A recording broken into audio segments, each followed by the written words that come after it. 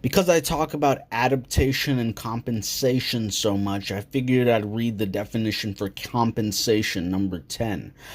From volume 6, compensation means balancing, adjusting, supplementing. The concept was introduced into the psychology of neuroses by Adler. He understands it by the functional balancing of the feeling of inferiority by a compensatory physiological system comparable to the compensatory development of organs in organ inferiority.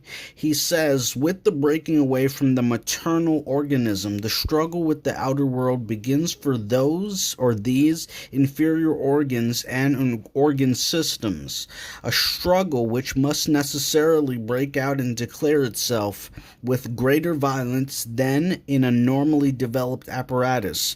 Nevertheless, the foetal character supplies at the same time the heightened possibility of compensation and overcompensation, increases the capacity for adaptation to usual and unusual resistance, and ensures the development of new and higher forms and of new and higher achievements.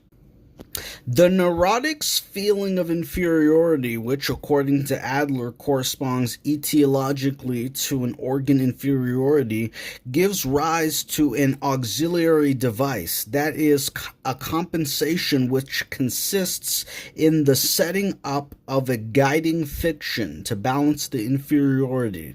The guiding fiction is a psychological system that endeavors to turn an inferiority into a superiority.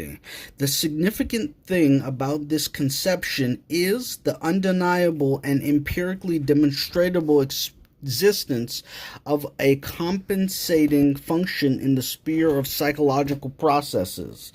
It corresponds to a similar function in the psychological or the physiological sphere, namely the self-regulation of the living organism.